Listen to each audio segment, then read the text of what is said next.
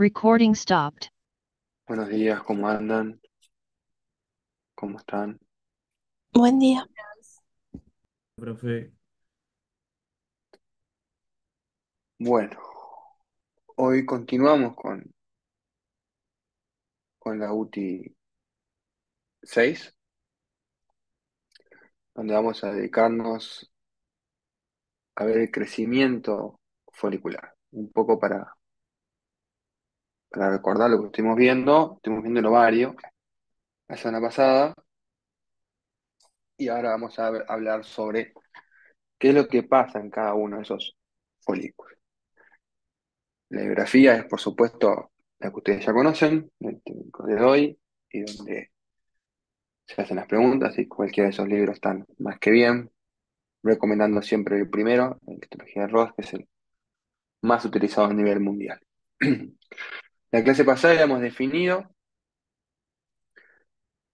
qué era el sistema genital femenino, porque estaba compuesto, órganos internos, órganos externos, y las glándulas mamarias como anexo a este sistema reproductor, que si bien no tiene una función reproductora, tiene una función gestacional y una función puerperal. Y específicamente en estas clases nos estamos dedicando a estudiar y ver el ovario. Habíamos descrito que el ovario tenía una corteza y una médula, la cual la médula se originaba de un hilio, que era el tejido conjuntivo en el cual se encontraban los vasos sanguíneos y nervios que conformaban luego la irrigación y sensación de esto de regulación hormonal en realidad de estos ovarios. Y habíamos visto que en la corteza encontramos estas estructuras circulares, canaliculares, que observamos aquí, con algunas ocupadas en su interior por esta estructura circular, que son los folículos ováricos. Cuando fuimos a analizar en más detalle a esta corteza ovárica y cada uno de sus componentes, comenzando desde afuera hacia adentro, estuvimos viendo que en la corteza del ovario estaba el epitelio germinativo y la túnica Golgi. Habíamos visto que ese epitelio germinativo era un epitelio cúbico simple, que era continuo del mesotelio peritoneal que recubre el ovario. Ustedes saben que el ovario es un órgano intraperitoneal, está como flotando en el peritoneo.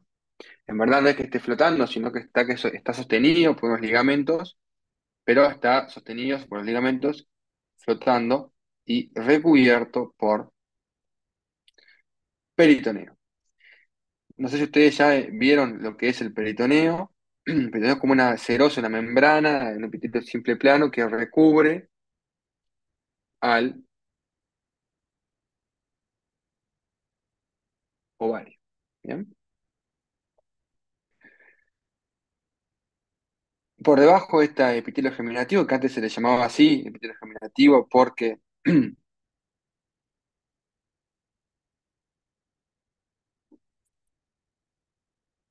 se creía que a partir de allí se originaban los folículos ováricos. Hoy por hoy se sabe que no. Por debajo de este epitelio germinativo se encuentra una capa de tejido conjuntivo denso y irregular que se denomina túnica Lurgini. Y dentro de esta túnica Lurginia, por debajo de ella, empezamos a encontrar lo que son los folículos ováricos. Estos folículos ováricos, que habíamos visto que había gran discordancia en la nomenclatura, dependiendo del libro en el cual lean, sobre todo en los folículos más avanzados, donde se utilizaban nombres de forma indistinta e indiscriminada para poder clasificarlos. Sí, todos los libros acuerdan de que tenemos folículos primordiales, folículos primarios, unilaminares y multilaminares. Luego tenemos los folículos secundarios o folículos centrales, donde algunos libros a estos folículos secundarios le denominan folículos de Graf y otros libros a los folículos de Graf le denominan folículo terciario. que ahora vamos a ver bien por qué eso. Y luego vuelve a una nomenclatura en común, donde aparece el cuerpo lúteo, cuerpo albicans, los folículos atrésicos, que luego se convierten en las glándulas intersticiales. Y tanto las glándulas intersticiales como los folículos ováricos forman parte del parénquima del ovario, es decir, la parte funcional del órgano, que es lo que le da a este órgano su función y le permite cumplir su función. Este crecimiento de folículos, vamos a ver luego, que está llevado adelante por hormonas que hacen que estas células vayan proliferando y que el ovocito vaya madurando, y que dentro del ovario vamos a encontrar folículos en diferentes estadios de clasificación y de maduración. ¿Qué es lo que sucede durante la maduración? El ovocito cambia su ciclo meiótico y las células granulares comienzan a proliferar. Recuerden algo importante, siempre que hablamos del folículo ovárico, decimos que es una estructura que está compuesta por el ovocito y un epitelio. Siempre que ese epitelio son las células foliculares. Aquí en este esquema pueden ver donde tenemos toda la maduración de los ovocitos, desde la etapa prenatal hasta la etapa postnatal y postpubertal, perdón. Y lo que vamos a ver ahora a continuación en cada uno de estos folículos. Vamos a comenzar entonces por los folículos prenatales, los folículos primordiales. Acá en esta imagen, antes de seguir conversando, podemos ver un folículo de un feto, perdón, un ovario de un feto. Este es el ovario fetal, ¿bien? Acá está el ligamento que sostiene el ovario fetal. Estas son las fimbrias y esta es la ampolla. Estas estructuras son del oviducto, lo que ustedes tal vez conozcan del liceo como trompa de falopio, que lo vamos a abordar más adelante. Pero me importa que vean el ovario. Vieron que aquellas estructuras circulares, una cavidad en el centro, no están acá en este ovario fetal. Es porque todavía los folículos no se han desarrollado. El crecimiento de estos folículos primordiales es independiente de las gonadotrofinas, o sea, no depende de la FSH ni la LH. Simplemente dependen de factores de crecimiento fetales.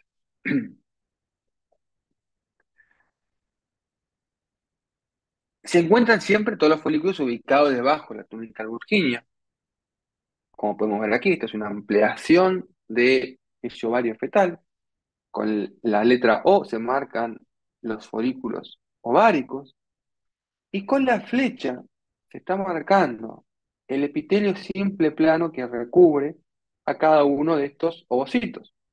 Fíjense cómo tenemos acá un ovocito, donde tenemos que está recubierto por un epitelio cúbico, es un epitelio simple plano. Me importa con ustedes, ay, no me deja dibujar esto, pero a ver si hago así y me deja dibujar. Ahí va, acá sí me deja dibujar. Me importa con ustedes explicar algo importante, que es lo siguiente. Acá yo tengo un ovocito.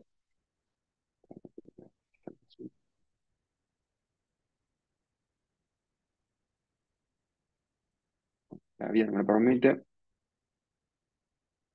Ahí. Acá tenemos un ovocito, ¿verdad? Un ovocito aquí, una cavidad y un montón de células. Esta es una estructura muy grande, los folículos ováricos son muy, muy grandes. ¿Bien? Por lo tanto, no siempre entra toda la célula en el corto.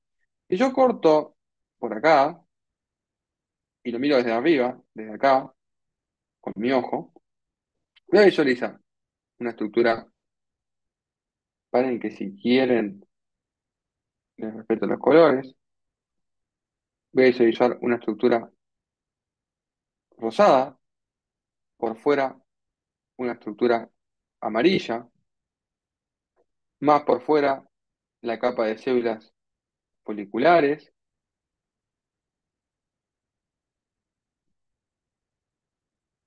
y más por fuera lo que van a ver luego como la capa de la teca. Bien, vamos a ver esto. ¿Qué nos está faltando?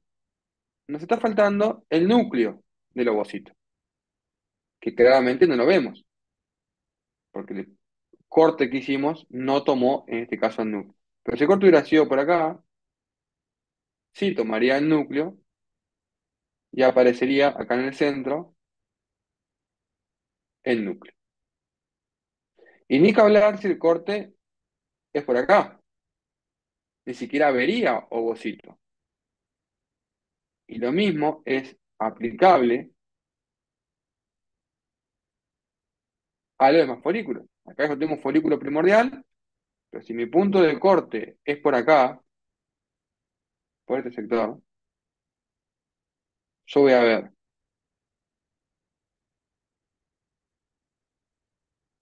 al epitelio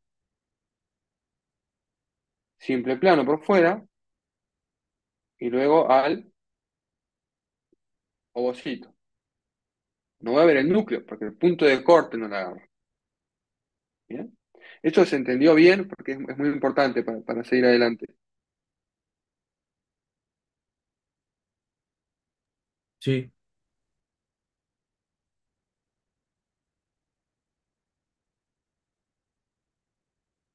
Bien. Entonces es importante comprender esto para poder analizar cómo son estas células. Fíjense que algunos de estos ovocitos parecería no tener núcleo. La realidad no es que no tienen núcleo, es que simplemente no lo estoy pudiendo observar. ¿Ah? Pero sí todos tienen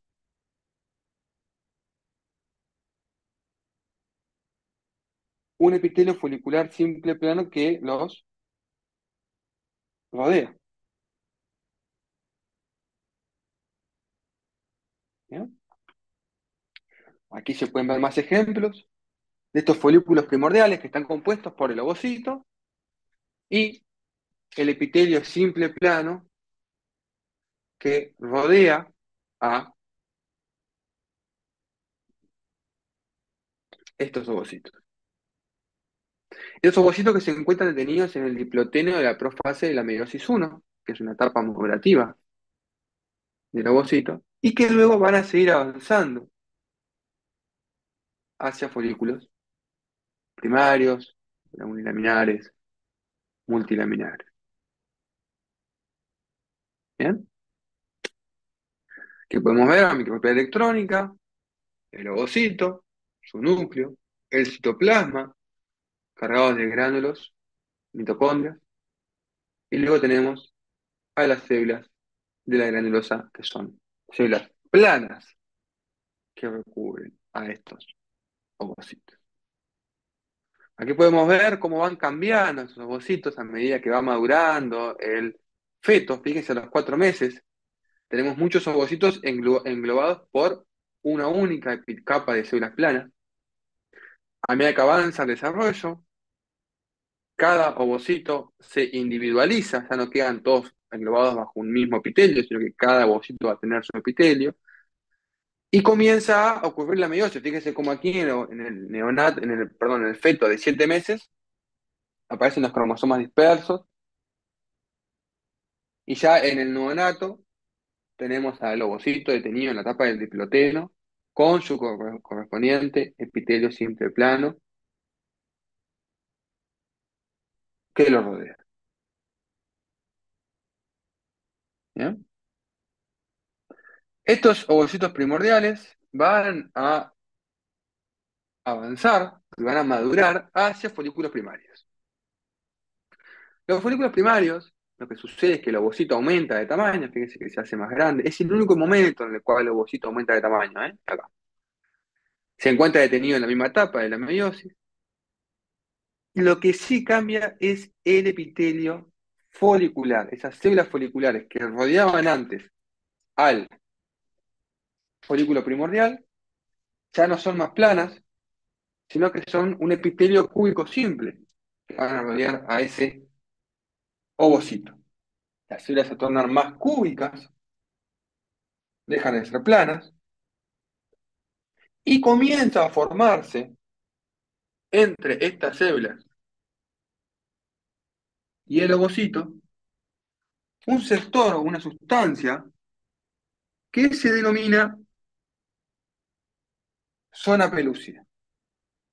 La zona pelúcida es como una membrana, una sustancia, un gel que separa a los ovocitos de las células foliculares y que resulta que es positiva para la detención del ácido periódico de Schiff, PAS. Y esto vamos a ver luego en la fecundación, que esta zona pelúcida es sumamente importante para la fecundación. Aquí en los folículos primordiales no es que se vea la zona pelúcida, es que comienza a formarse, ¿eh? La etapa en la cual se comienza a formar la zona pelúcida es cuando aparece el folículo primario unilaminar. Se denomina primario porque tiene una única capa de células. Perdón, se denomina primario porque las células son cúbicas y se denomina unilaminar porque contiene una sola capa de células. Como pueden ver aquí, ovocito, citoplasma, muchas mitocondrias, glándulos y células cúbicas foliculares, una sola capa que rodea este folículo primario unilaminar. Si uno colorea con tinción de paz, va a observar que la membrana basal del epitelio, pues esto es un epitelio cúbico simple, no se olviden que es un tejido, la membrana basal del epitelio es paz positiva como en toda membrana basal, pero entre el ovocito y el epitelio folicular empieza a aparecer una región paz positiva que se corresponde a la zona pelúcida. Esto se puede ver mejor con microscopía electrónica de barrido, por supuesto, donde tenemos células granulares, redonditas, cúbicas, como pueden ver acá, una sola capa de células, el ovocito y comienza a formarse entre el ovocito de ellas la ZP, que es la zona pelúcida. Este ovocito, este folículo, perdón, primario unilaminar, va a madurar y van a empezar a agregarse más capas de células cúbicas, lo que lo va a convertir en un folículo primario multilaminar. Celular primario, porque son células cúbicas, y multilaminar, porque está compuesto por un epitelio estratificado, en este caso, cúbico, que es un epitelio que habíamos hablado antes y que ustedes no habían visto porque dijimos que no existían en el cuerpo humano los epitelios cúbicos. Acá tienen un perfecto ejemplo de un epitelio cúbico. Este epitelio folicular genera y contribuye a la formación de la zona pelúcida. Se empieza a formar la zona pelúcida y ya está conformada, que nuevo es paz positiva. Y por fuera del epitelio folicular comienza a organizarse el tejido conjuntivo que rodea el epitelio. Se comienza a organizar para luego formar lo que es la teca. O sea, por fuera tenemos el núcleo, el citoplasma del ovocito, el ovocito todo, la zona pelúcida ya completamente formada, el epitelio estratificado cúbico, el epitelio granular, y por fuera empieza a organizarse el conjuntivo que está entre los folículos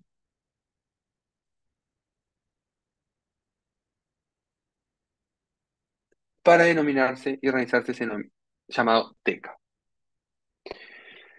Estas células de la granulosa tienen conexión con el ovocito.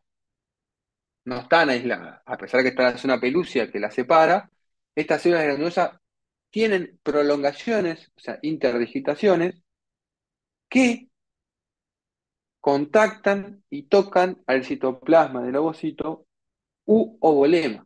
¿Se acuerdan que teníamos el sarcolema, el sarcoplasma? Adivinen que tenemos acá, el ovolema y el ovoplasma. Ovoplasma es citoplasma del ovocito, ovolema es membrana plasmática del ovocito. Esto es evidenciable con microscopía electrónica. Acá podemos ver la zona pelúcida bien paz positiva, ¿verdad? El epitelio con su membrana basal, bien paz positiva y cómo se organiza el tejido por fuera. Estas interdigitaciones son muy visibles con microscopía electrónica de Barbier, donde pueden ver acá células foliculares que emiten prolongaciones que contactan con, esto que está acá en amarillo es el ovocito. Entonces, definimos al folículo primario multilaminar y vamos a ver que en el ovocito empiezan a formarse gránulos corticales. Son gránulos en la corteza del ovocito que contienen cosas. Después vamos a ver qué cosas más adelante. Y vemos que este ovocito está separado de la capa folicular, de la capa de la granulosa, por la zona pelúcida.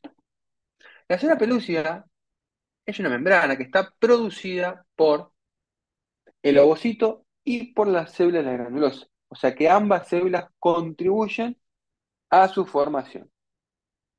Esta zona pelúcida, que sería este sector, acá estamos viendo el ovocito, ¿verdad? Sus gránulos corticales, sus prolongaciones en el citoplasma. Esto que está acá es zona pelúcida. Y más para acá estarían las células foliculares. Esta zona pelúcida es Paz positiva porque está compuesta por glucoproteínas. Y recordemos que la división de Paz evidencia los glúcidos.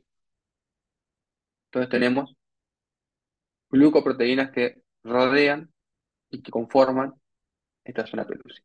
Específicamente hay tres glucoproteínas muy importantes, que son la ZP1, la ZP2 y la ZP3.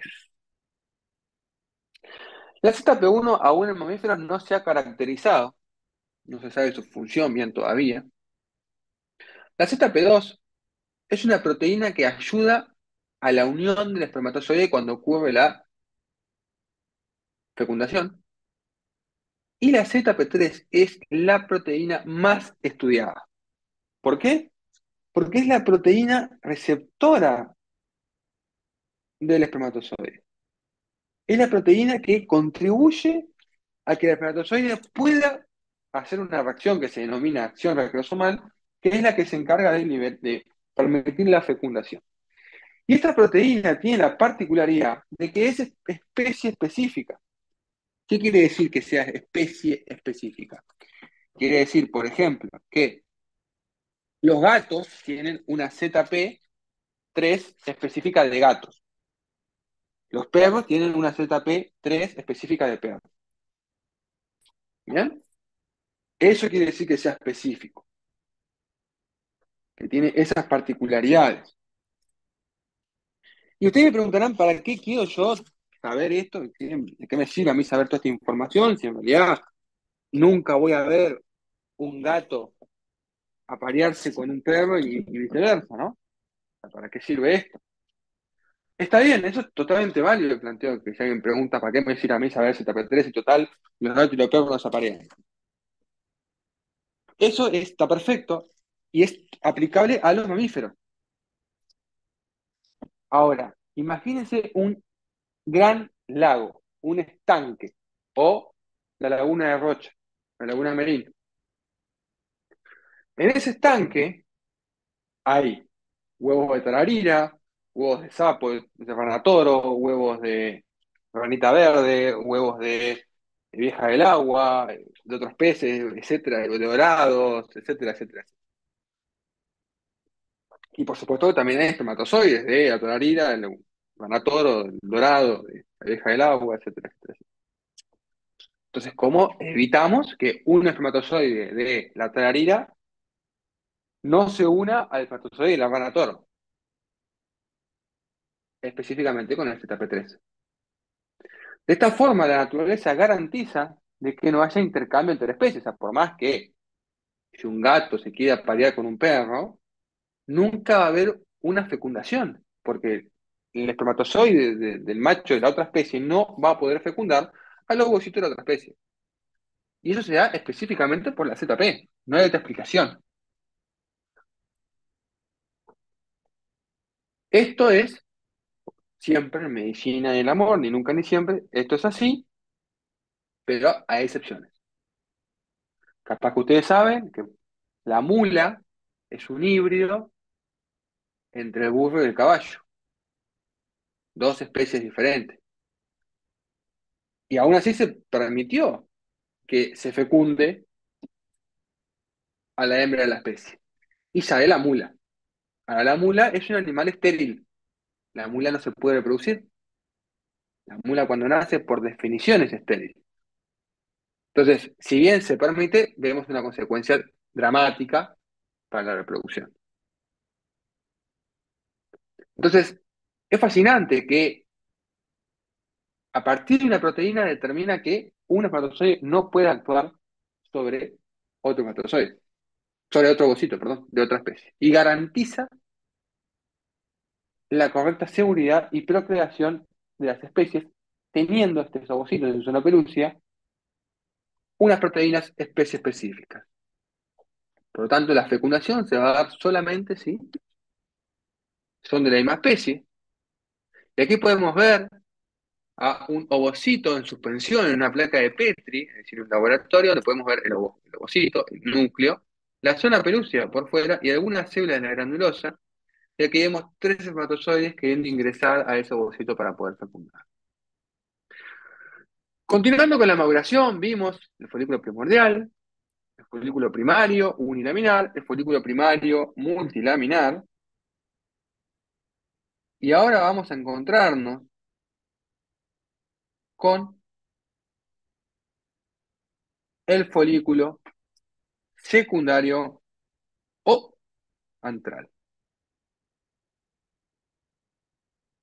Este folículo secundario se denomina secundario porque empiezan a aparecer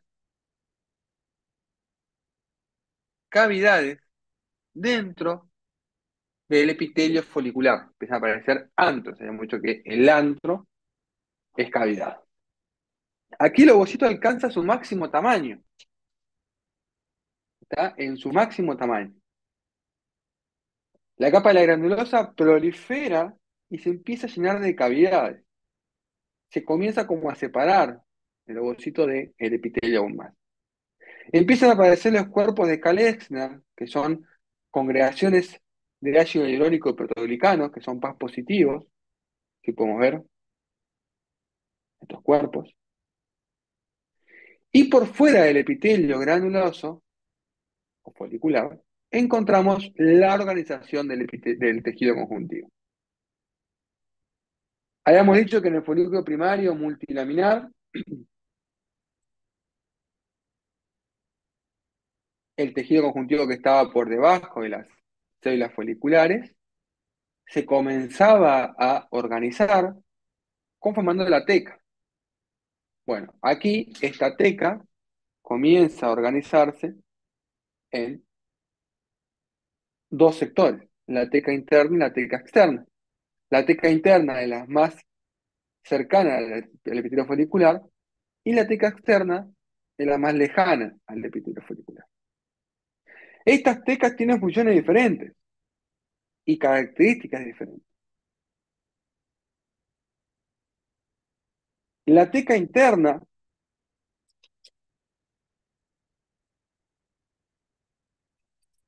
tiene mucha vascularización.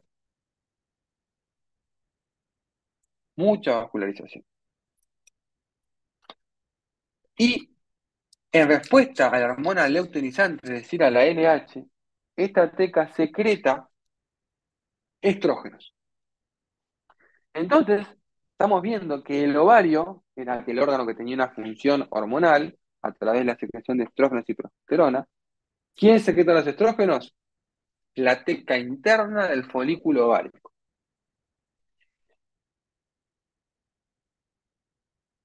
No sé qué pasó. Se me cerró el...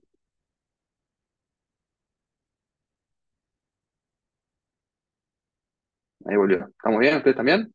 No sé qué pasó. ¿Me escuchan bien? ¿También? Sí, Sí, ¿Amigos? profe. ¿Vivas? Perfecto. Entonces, quien secreta los estrógenos son las células de la teca interna del folículo ovárico. Y la teca externa, que contiene células musculares lisas, no tiene, o sea, tiene vasos sanguíneos, pero tiene muy pocos vasos sanguíneos, es la que va a colaborar en la ovulación y es la que brinda sostén al folículo. La teca interna tiene un montón de vasos sanguíneos, a diferencia de la externa, porque a través de esos vasos sanguíneos va a llegar la hormona hipofisiaria luteinizante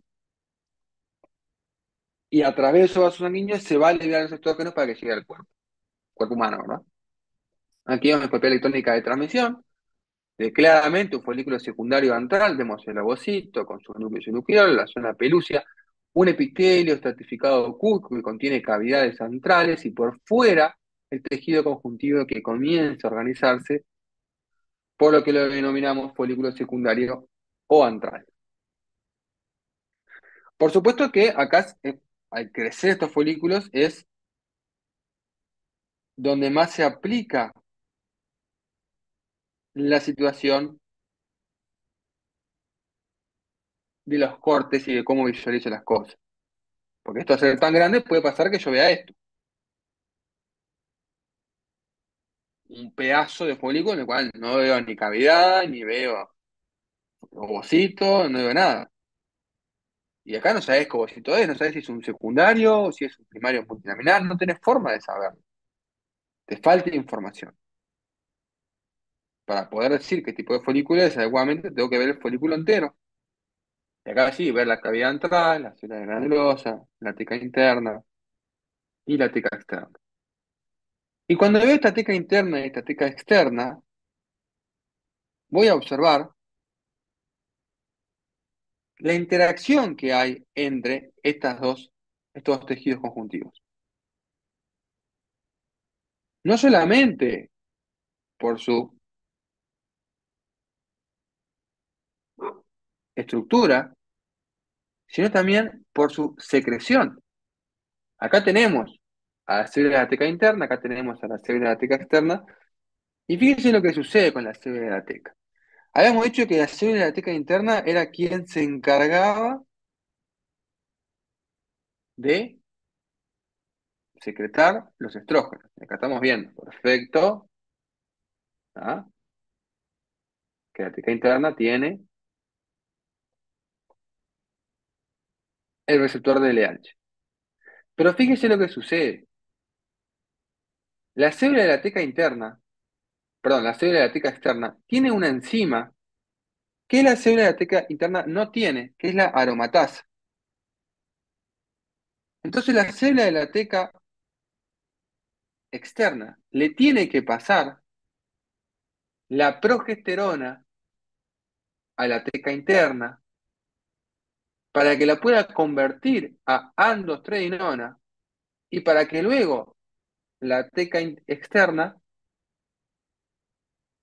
perdón, para que la célula folicular pueda, me confundí yo, acá no es teca interna, es teca, acá es, acá voy de nuevo, la interacción que hay entre las células granulosas y la teca interna. ¿Bien? Dijimos que la teca interna es quien produce y libera los estrógenos. ¿Ah? La teca externa es quien se encarga del sostén y de las células musculares lisas que ayudan luego a la ovulación.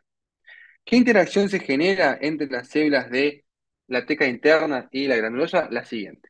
La célula de la teca interna tiene una enzima que es la aromatasa, que permite la conversión de progesterona a androstenediona, que es la aromatasa. Esta enzima aromatasa se encuentra en menor cantidad en las células foliculares. Entonces, para que suceda que las células folliculares puedan contribuir con la teca interna en la secreción de estradiol, que es el estrógeno, las células foliculares tienen que pasarle progesterona a la teca interna produce androstenediona y finalmente produce estrógenos, pero si le pasa la androstenediona al folículo, a las células foliculares también son capaces de producir estrógeno. De esta forma, el ovario, el folículo ovárico, se garantiza por dos mecanismos de producir estrógenos y que uno depende del otro. Entonces, a pesar de que parece que están separadas por una membrana basal, o sea, ustedes piensen esto, ¿no? La célula folicular está separada por una membrana basal de la teca interna. O sea, hay una membrana basal que la separa. Sin embargo, hay un transporte de sustancias de una célula a la otra para permitir la formación de los estrógenos, que son las hormonas que van a regular todo en el ciclo sexual femenino. Por lo tanto, en los folículos secundarios o antrales, crece la capa folicular porque necesita mayor cantidad de células que le puedan pasar progesterona a la teca. Estos folículos secundarios centrales siguen creciendo y se transforman en folículo terciario o de Graf. Y acá voy a hacer una pausa para comentarles lo siguiente, que es, muchos libros al folículo terciario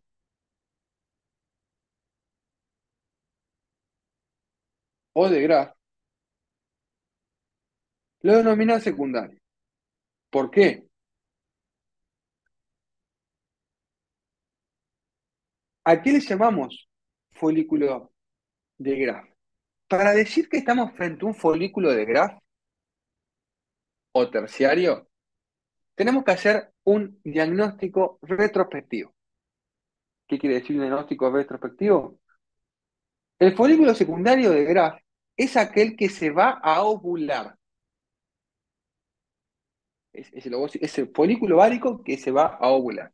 En el ovario, también un poquito para atrás, esto lo vamos a ver cuando hagamos ciclo ovárico, pero para que lo entiendan. En el ovario, como pueden ver acá, tenemos muchos folículos primordiales, muchos folículos primarios, muchos folículos primarios multilaminares y muchos folículos secundarios centrales y muchos folículos terciarios sobre grafo. Ahora, la pregunta que yo hago es, ¿se va a ovular este? ¿Se va a ovular este? ¿Se va a ovular este? ¿O se va a ovular este? O este que está acá. No sabes. No hay forma de determinar qué folículo se va a ovular. Cada mujer en cada ciclo recluta unos 20 folículos. Y de esos 20 folículos, en la mayoría de los casos, se ovula solamente un ovocito. ¿Cuál de los 20 se va a ovular? No se sabe. De hecho, si alguien descubre cómo saber qué folículo se va a ovular, probablemente se gane un premio Nobel de la medicina, porque cambiaría todas las técnicas de reproducción asistida y permitiría la criopreservación y la preservación in vivo de gametos. Entonces, todos estos folículos que están acá, no sabemos cuál se va a ovular.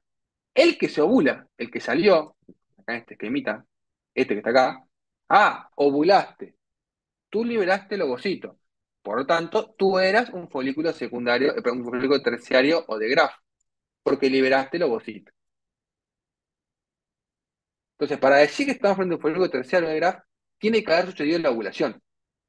La cuestión es, si este es un folículo terciario de Graf y se ovuló, adivinen que acá no tiene que estar el ovocito.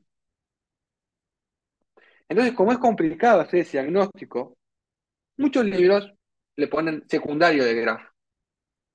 Y para ustedes no se preocupen porque no va a ser evaluado esto y no va a haber un problema con esto, pero para que lo entiendan, ustedes quieren estudiar y quieren aprenderse que secundario de Graf es lo mismo y que esta imagen que está acá corresponde al secundario de Graf, está perfecto, está bien. Lo que sí me importa que ustedes entiendan que el folículo secundario, ya sea de Graf o no, es el folículo más grande, es el más grande de todos. Es tan grande que protruye hacia afuera del ovario y lo marca, como que aparece un abollón en el ovario. Aquí en este folículo se reanuda la primera división meiótica del ovocito y continúa hasta hacia la segunda división meiótica.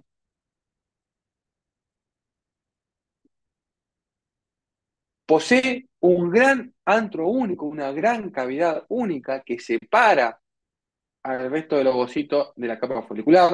Contiene la capa folicular de un epitelio cúbico simple, contiene la teca interna vascularizada, la teca externa con células musculares lisas, contiene el ovocito con su zona pelúcida. Y las células foliculares que rodean inmediatamente al ovocito se denomina corona radiada, que son las células foliculares que están rodeando al ovocito, como protegiendo.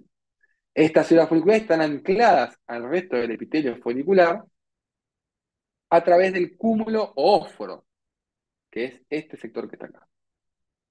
De nuevo los cortes, si uno realiza un corte por acá y no toma el ovocito, va a observar esto.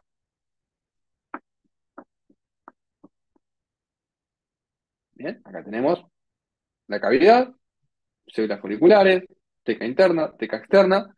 No estoy viendo el ovocito, no lo veo. Ahora, cuando uno logra ver todo esto, o se ovuló, aquí pueden ver un folículo terciario del grafo que se ovuló. Fíjense el tamaño de este folículo, fíjense la gran cavidad que está acá.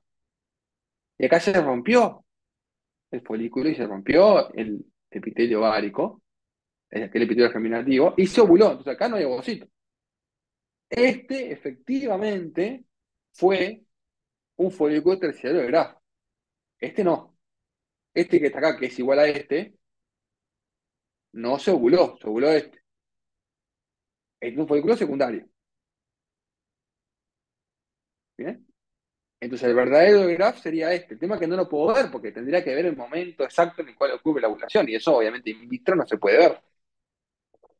Ahora, una vez que se ovula este folículo, ¿qué le pasa a este que está acá? Porque ovular no va a ovular. Lo que le pasa es que comienza a degenerarse. Hace atresia folicular y comienzan a aparecer los folículos atrésicos. Fíjense que yo les dije recién que de cada 20, en cada ciclo la mujer recluta 20 ovocitos y de estos 20 ovocitos solamente se ovula uno. Eso quiere decir que 9 ovocitos, perdón, que 19 ovocitos van a estar destinados a la atresia folicular. Y la atresia es un proceso que está guiada por la apoptosis y que puede ocurrir en cualquier etapa folicular. Puede pasar que un folículo primario no consiga desarrollándose y termine en la atresia. Puede pasar que un folículo primordial vaya a la atresia. O sea, no es lineal. ¿Y qué es lo que sucede en esta atresia? Se va degenerando, obviamente, el ovocito, las células foliculares, y comienza a aparecer gran cantidad de tejido conjuntivo, que es evidenciable con las técnicas de triclómico que permiten evidenciar el conjuntivo. Recuerden que en azul veíamos tejido conjuntivo, y fíjense acá este folículo, que nos damos cuenta que es un folículo porque tenemos una cavidad y un epitelio germinativo, perdón, un epitelio folicular. Fíjense que está en su gran mayoría azul. Tanto azul tiene esto, tanto con tejido conjuntivo colágeno tiene, que se diferencia de la matriz del estroma interfolicular. Aquí las células de la teca se degeneran y comienzan a secretar esteroides, que podemos ver más folículos atrésicos. Por eso es que cuando se ovula, cae la cantidad de estrógenos, caen los estrógenos y sube la testosterona. De hecho, hay tumores de ovario que terminan produciendo la masculinización de la mujer, porque se atresian todos los ovarios, se convierten en glándulas y empiezan a secretar testosterona. Ahora, esto pasó con aquellos folículos que no se ovularon. ¿Qué pasó con el folículo que sí se ovuló? El folículo que sí se ovuló va a madurar hacia el cuerpo lúteo, cuerpo amarillo o glándula lútea. Recuerden que acá estamos como viendo partecitos de un cuento de a poco, ¿no? Se liberó el ovocito. ¿Bien? Se liberó el ovocito. Ese ovocito está flotando en el peritoneo hasta que es captado por las trompas de falopio para luego suceder lo que tenga que suceder. Este folículo que se ovuló se coagula con un coágulo, porque recuerden que cuando se ovuló se rompió todo el ovario. O sea, hubo un sangrado. Después vamos a ver que esto tiene un nombre, que es el Mitmerasen en alemán, y que algunas mujeres pueden experimentar un dolor, como una puntadita en el momento que ovulan, un dolor, un segundo que dura. A veces puede pasar eso. Porque se lastima el ovario porque se rompe el órgano para que pueda salir ese ovocito. Se produce un coágulo y el tejido conjuntivo del estroma comienza a invadir todo ese espacio, esa cavidad que estaba ocupado por el ovocito, y se empieza a vascularizar. De esta forma, el cuerpo lúteo o glándula amarilla se transforma en una glándula, a pesar de que no hay fecundación. Comienza a formarse una glándula. ¿Y qué es lo que va a secretar estas células foliculares que se transformaron? Van a secretar progesterona, porque van a preparar el cuerpo de la mujer para el embarazo. Porque si liberé el ovocito, perfecto, quiero que se fecunde. Eso es lo que dice la naturaleza, ¿verdad? Este cuerpo lúteo es tan grande que suele ocupar todo el ovario. Fíjense, acá tenemos el ovario, folículos artrésicos, folículos secundarios, folículos primordiales, y miren acá lo que es el cuerpo lúteo. O sea, cada 28, cada 14 días en realidad, se forma un cuerpo lúteo en las mujeres que ocupa todo el ovario, ya sea el izquierdo o el derecho. En este cuerpo lúteo, las células glandulosas se diferencian, la teca colapsa, empiezan a aparecer células lúteas, que son células glandulares internas, endócrinas, perdón. Las células foliculares aumentan de tamaño, se llenan de lípidos, porque van a secretar esteroides, que son la progesterona, y encontramos a las células luteínicas de la granulosa y a las células luteínicas de la teca. La diferencia entre una y otra son el tamaño. Fíjense que las de la teca son más chicas que las de la granulosa. Y ambas sintetizan progesterona como principal hormona. Son las que se encargan de mantener vivo al embrión, si que hubo fecundación. Son las que se encargan de preparar el útero para la implantación. Son las que se encargan de dar todas las señales al cuerpo de la mujer. Che, va a haber una implantación uterina. Prepárate. Si la fecundación sucede, este rol luego va a ser tomado por la placenta. Vamos a ver después, va a ser la placenta quien se va a encargar de formar mayor cantidad de progesterona. Pero si no hay fecundación, este cuerpo lúteo ocurre que se degenera y se transforma en el cuerpo álbicas. Esto ocurre siempre después de la menstruación o el embarazo. Después que termina el embarazo, termina la menstruación, porque no hubo fecundación, el cuerpo lúteo se degenera y se transforma en el cuerpo álbicas. Todas las células endócrinas se degeneran, los macrófagos eliminan todos los espacios celulares, se llena el tejido conjuntivo, se prolifera el tejido conjuntivo, se llenan los espacios material hialino y aparece una cicatriz. Aquí podemos ver con triclónico gallego, claramente en azul, una cicatriz compuesta por gran contenido de tejido conjuntivo colagenoso.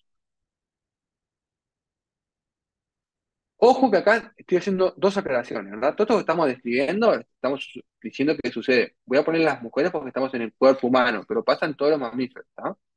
Esto sucede en las mujeres que ovulan. No todas las mujeres ovulan. Muchas mujeres de hoy en día, dado que tienen diferentes métodos de anticoncepción, muchos de ellos hormonales, no ovulan. Entonces, la mujer que no ovula, no se le forma cuerpo lúteo, no se le forma cuerpo álbica. Sí tiene folículos primarios uni y multilaminares, folículos secundarios, folículos centrales. Se terminó. Luego todo eso se degenera. No hay ovocito. Bien. Y por lo tanto, como la menstruación es un sangrado que ocurre luego de la ovulación proveniente de la descamación del útero, las mujeres que toman anticonceptivos hormonales y que por ende no ovulan, por definición no menstruan.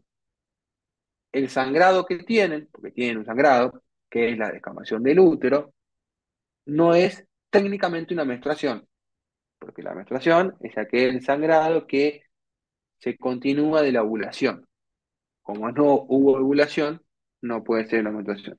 Yo sé que es difícil entenderlo, esto es más para medicina, para médicos y médicas, pero capaz que les puede interesar a ustedes estos pequeños datos. Bien. Entonces, la formación de un cuerpo Addington se da, y la formación de un cuerpo lúteo se da en aquellas mujeres que ovulan. Y aquí podemos ver varios cuerpos Addington. Entonces, uno al mirar el ovario de una hembra o una mujer puede saber cuántos ciclos tuvo, porque va a observar gran cantidad de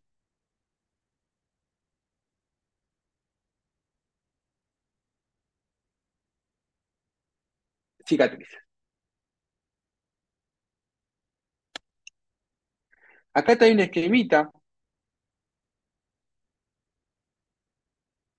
donde se visualizan los diferentes estadios de los folículos ováricos, primordiales, primarios, primarios multilaminares, secundarios, terciarios centrales, terciarios, lúteos, álbicas, con sus determinadas características, sus sectores, y que luego podrán completar con sus funciones. Si ustedes dominan este cuadrito, entendieron todo el tema. ¿Dudas, preguntas de crecimiento folicular?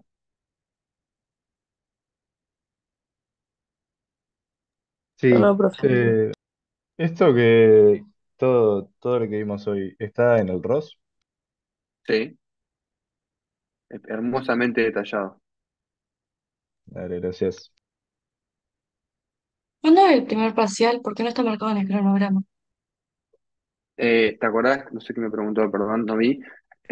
Si recuerdan, en la primera clase habíamos dicho que como la carga del curso es corta, no tiene dos parciales, sino que tiene uno solo final. Entonces, hay un único parcial que es al final del curso. Y creo que ese sí está marcado en el programa. Me parece que sí. Confírmenlo, pero estoy casi seguro que sí.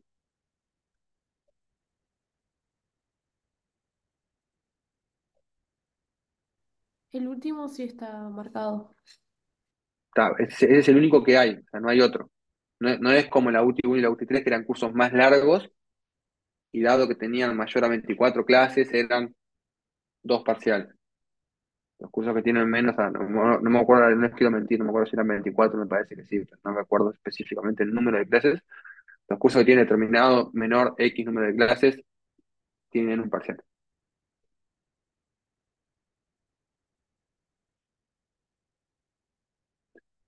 ¿Dudas, preguntas que tengan?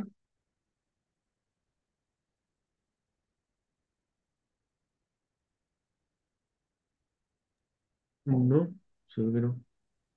Creo que no, Bien. profe. Ent- Entonces nos vemos en la clase que viene. Espero que pasen muy bien. Chao, profe, Muchas gracias. gracias. Buen fin de profe. Vamos. Chao. Chao, profe. Chao, chao.